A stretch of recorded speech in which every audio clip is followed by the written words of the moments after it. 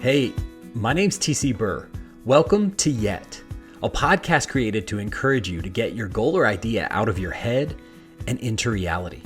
On this podcast, you'll hear stories, encouragements, tips, and ideas to help you write your book, start your business, launch your podcast, or whatever it is you hope to accomplish. Because it's not that you haven't done it, it's just that you haven't done it yet. Hey, my guest today is Kevin Prewett. Kevin, welcome. Thanks so much for joining the show. I had a mentor at one point tell me in the past that I should actually let my guests do their own intros. So in that spirit, no pressure, 30 seconds or less, tell everybody who you are and what you do. So my name is Kevin Prewett. I am dad, husband, grandfather, follower of Jesus. I work for a large nonprofit during the day, and at night I just try to do all kinds of side gigs.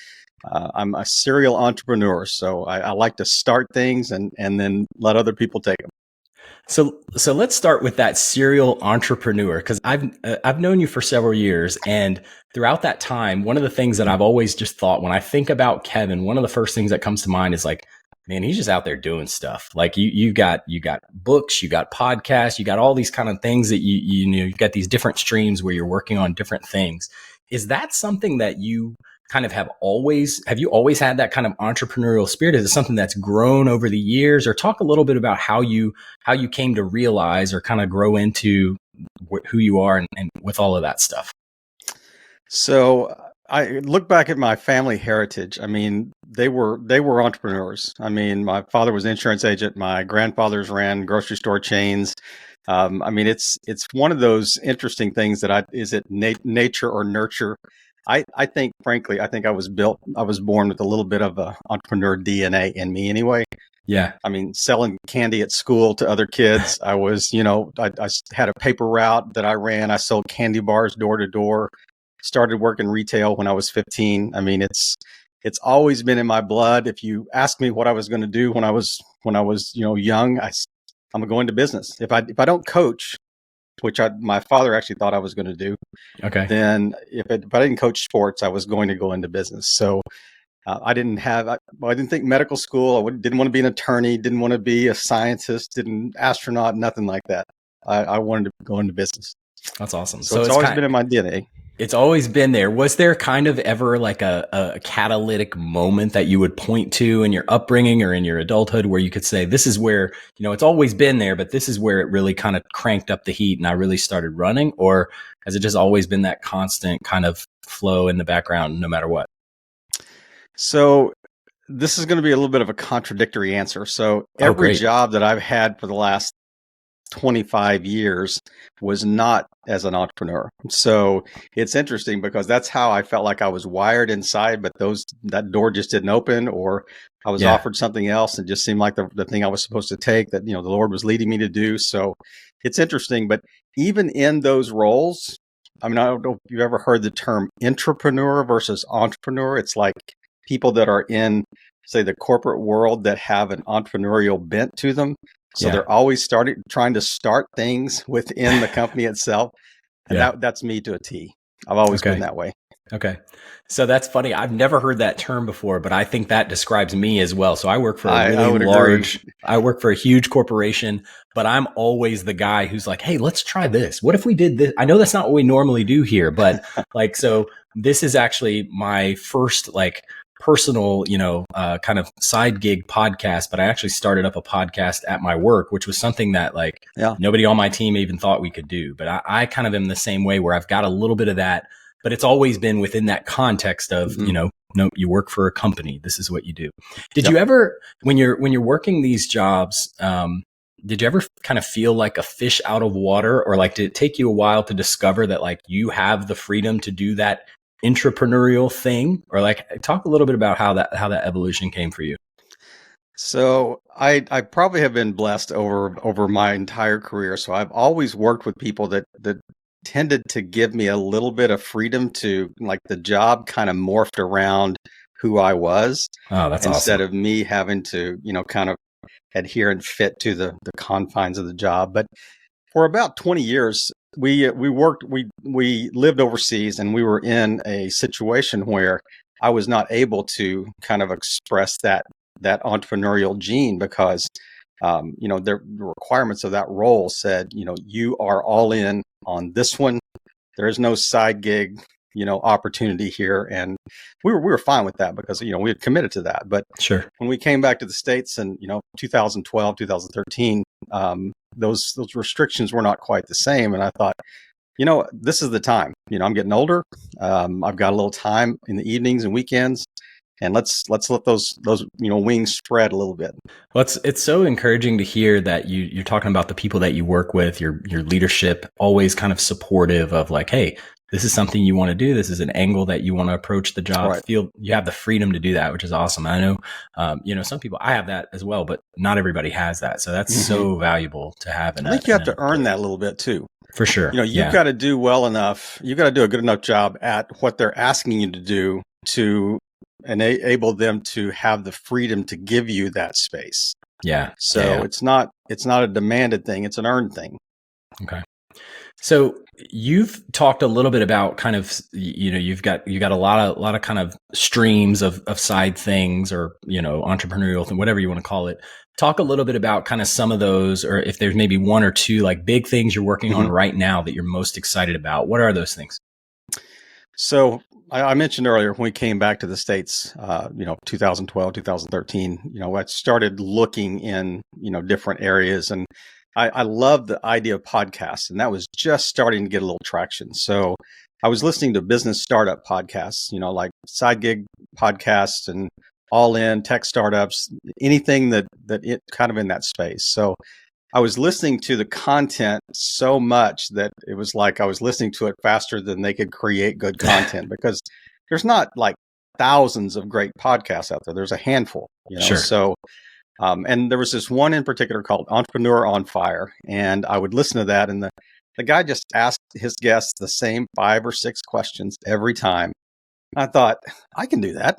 I can ask people questions, Yeah. So I literally just in 2018 just started a podcast called Rising Tide Startups and said, you know what, I'm just going to talk to people that are founding companies, that are starting businesses, and I've talked to more than 300, startup founders to date from 30 different countries. And it's been an amazing thing. And everything that I do on the side grew out of that original podcast.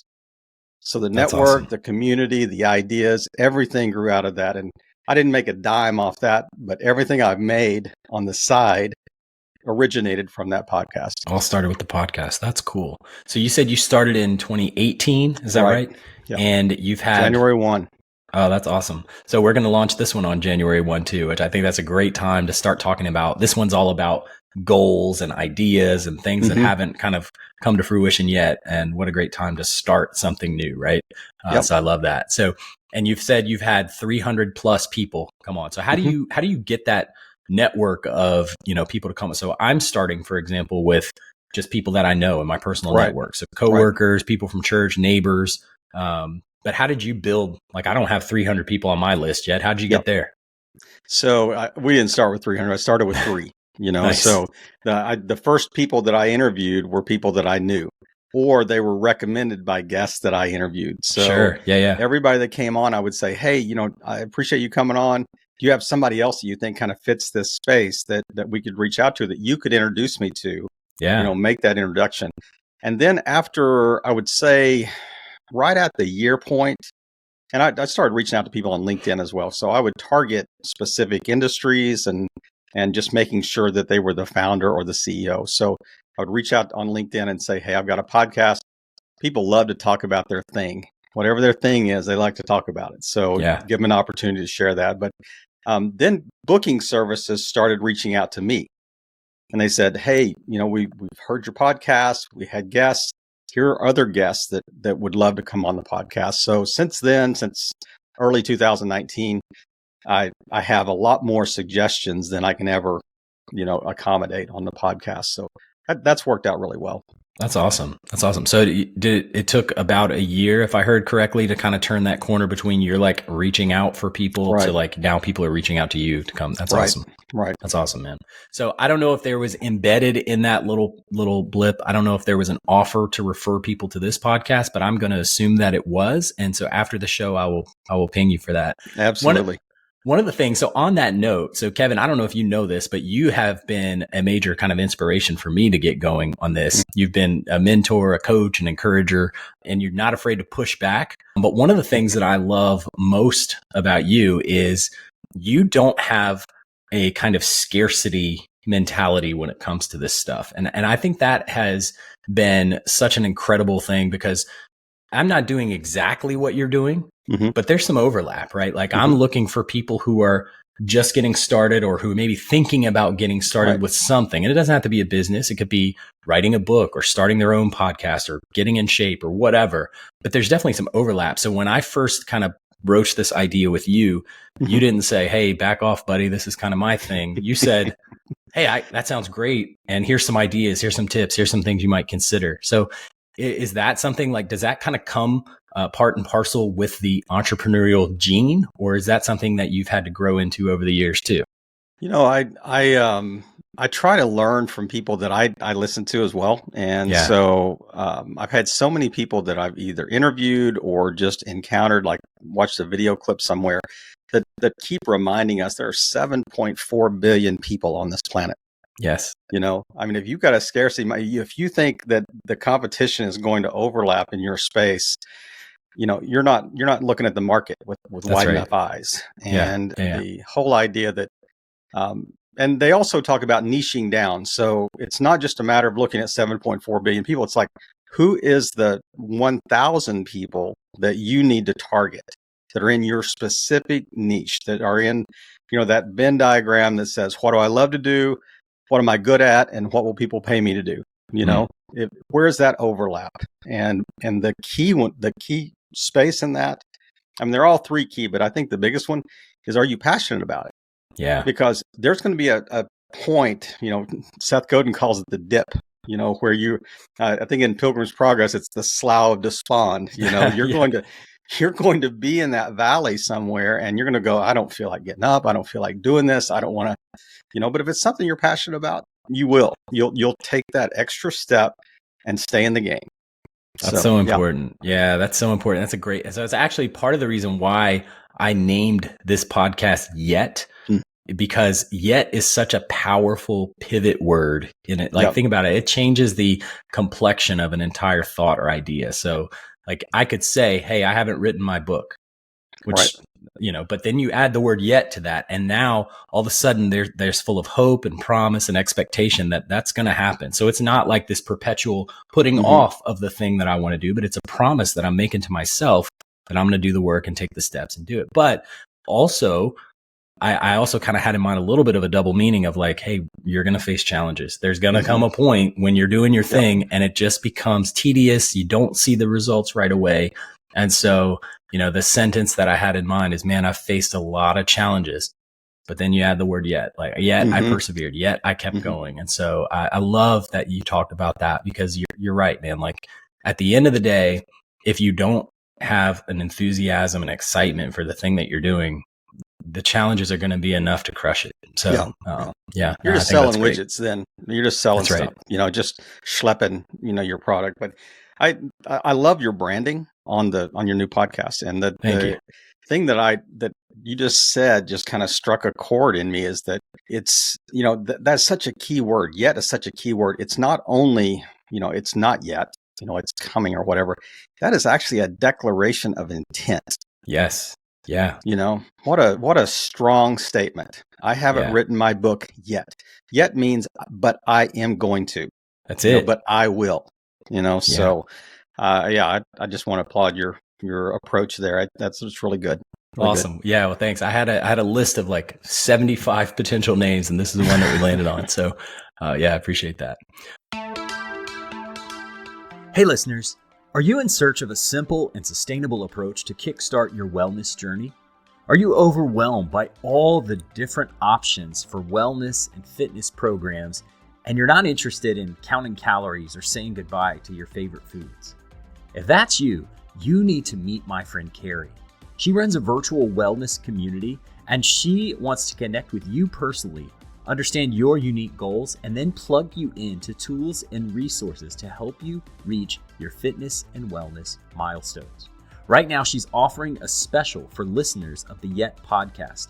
You can join her Fit Fam crew, which is a community that embraces your current life season and offers support, camaraderie, and accountability to help you achieve your unique goals. And right now, you can get $40 off membership into the Fit Fam crew.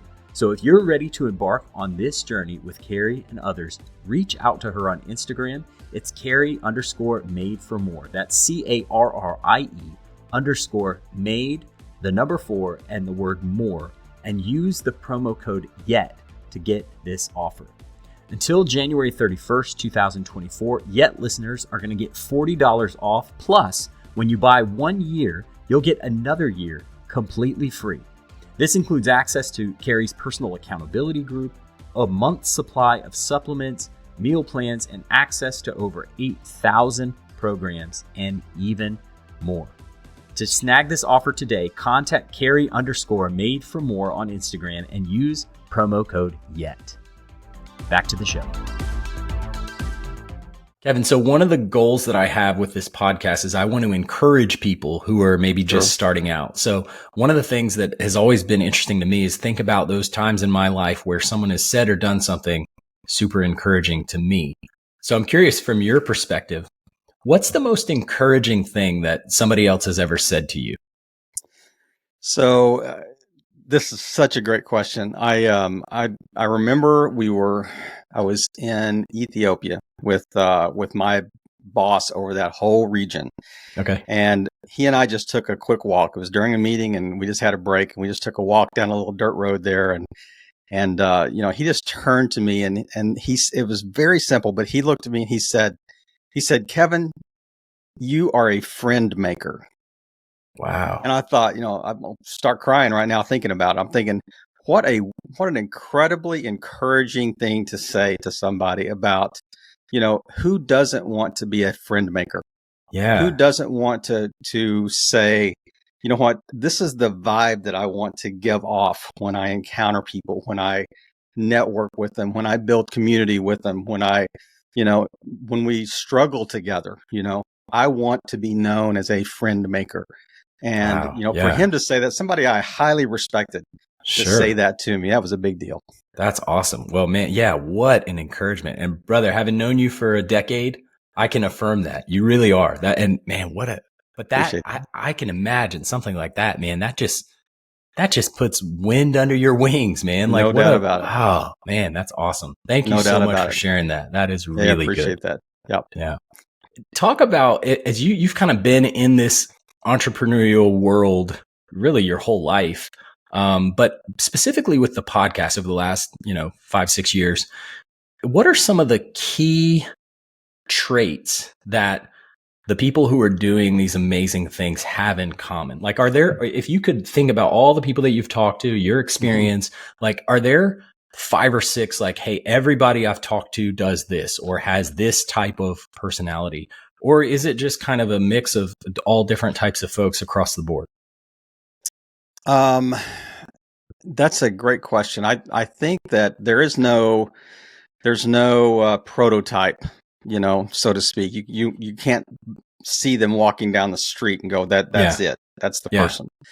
I do think that there are some common characteristics. I think that they have an extra gear that helps them follow through. We talked a little bit about getting through the dip a second ago. They don't stop at the first hurdle. 90% of people would stop at that first obstacle.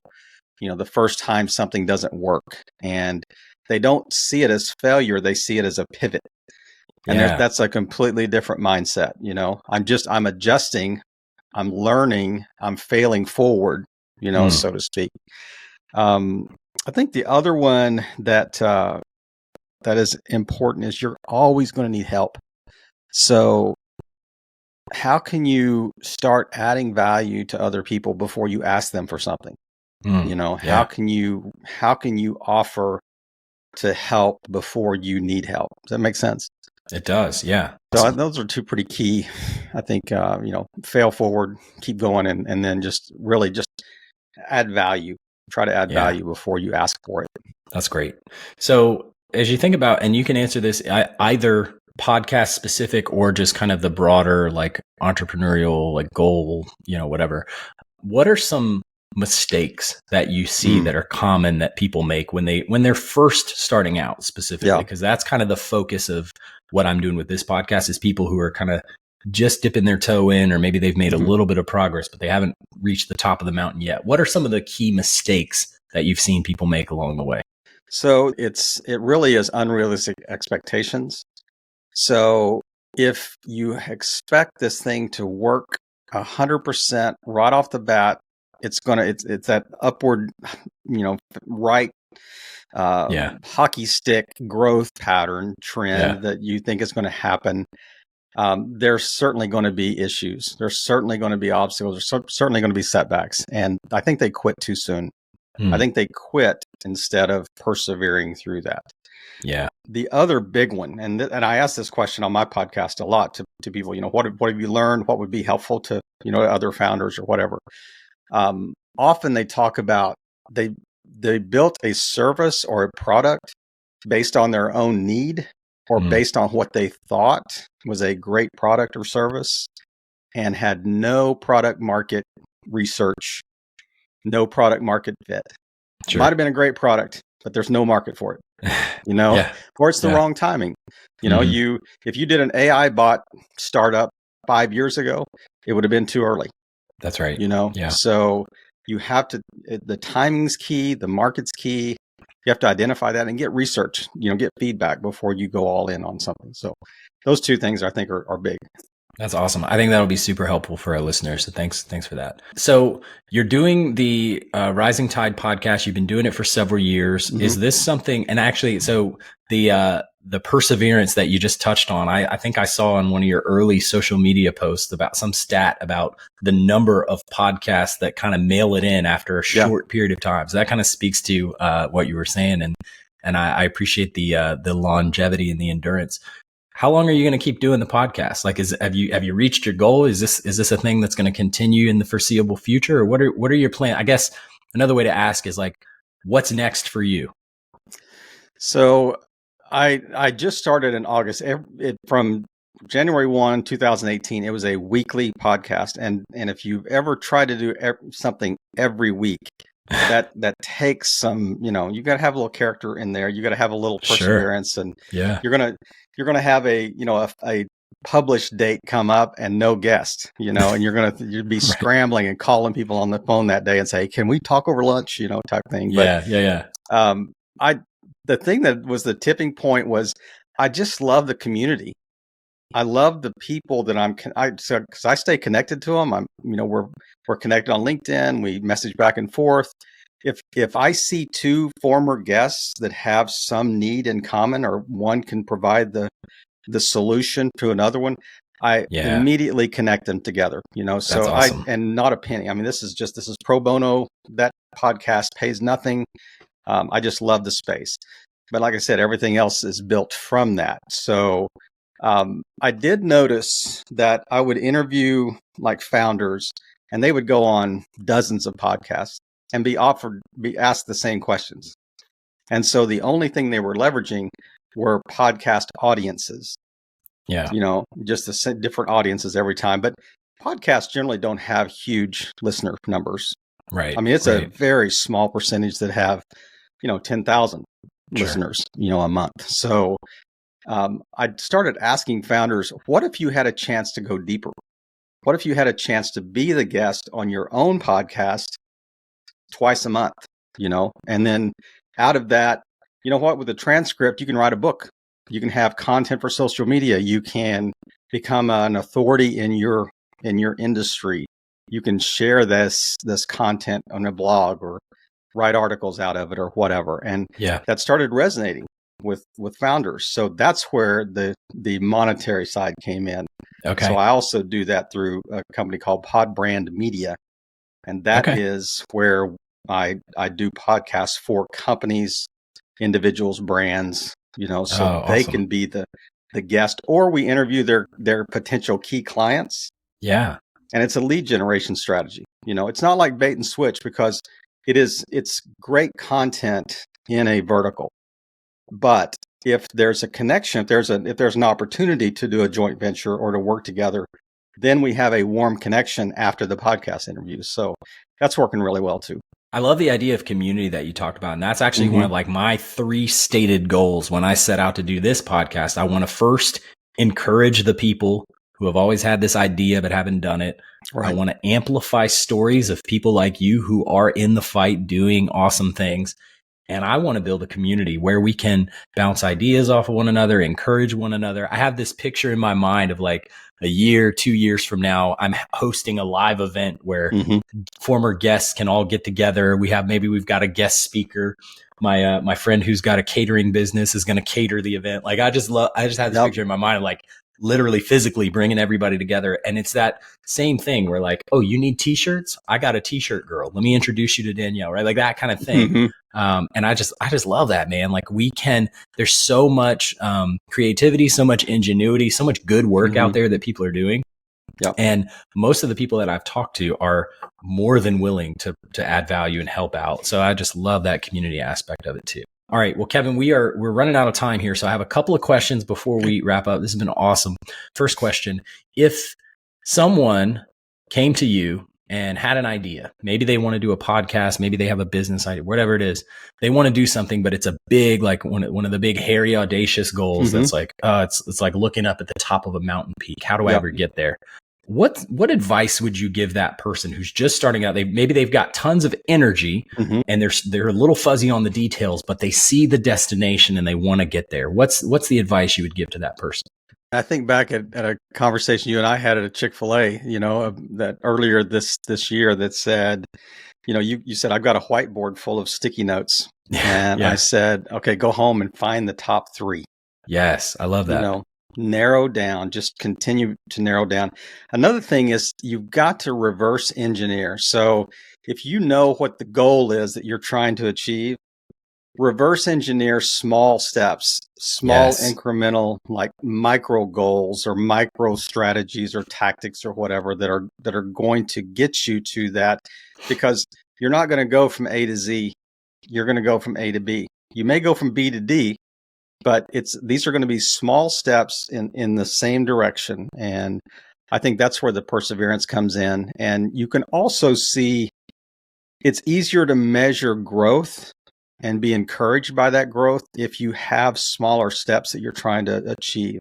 Yeah. And that's a psychological, for sure, thing that will help you keep going in that direction. Yeah. I sat on my idea to write a book for years. And recently, I've been doing that consistently. Now I'm near 50,000 words. I'm going to finish my draft by the end of the year. So, but if I had sat down and said, let me sit down and write this book now, I would have never done it. So I love that. Okay. Last question. Where can people find out more about you? You mentioned the podcast, the Podbrand Media. How do people find you? Have a website, social media? How do people get in touch? So the 2 places I spend the most time at, one place I spend the most time is LinkedIn. I mean, I'm on LinkedIn. My name is Kevin. Last name is Prewett. Prewett. There's not very many of us around. So I think there's a doctor in California and some guy living in Ireland. So you can probably find one. Yeah. Neither are me. Yeah. And but podbrandmedia.com, all one word, is the website that I think you can learn more about the service we provide. And love to talk to people that might want to leverage that for their company or their brand or whatever they're trying to achieve. And so whether it's solopreneurs or freelancers, I think it's just a good way to either create content or generate leads for them. So those are the two places that I think is best to find me online. Awesome. Yeah, well, I'll include that in the show notes so people can have access to that. Kevin, this has been super encouraging. It's always encouraging talking to you. I really appreciate you giving the time today on the podcast. Thank you so much, man. I hope you have a great day. Thanks, TC. Thanks for having me on. Thank you to the so many people who have listened and rated and reviewed the shows. I really appreciate all the encouragement you've sent my way, and please keep it coming. If you have questions or guests you think I should bring on, I would love to connect. You can send me an email at yetpodcast@gmail.com. Follow me on Instagram, it's yetpodcast, and please rate and review the show on Apple and Spotify. It means so much, and it helps other people connect with these great stories, encouragements, tips, and ideas. I want to read to you a review that I got recently from Brittany R. She says, "Just press play. This is a good one. Awesome podcast with very good practical tips and encouragement to get going with your goals and ideas." Thank you so much, Brittany, and thanks to you for listening to this week's episode. Until next time, keep working on your goals, and I'll see you soon.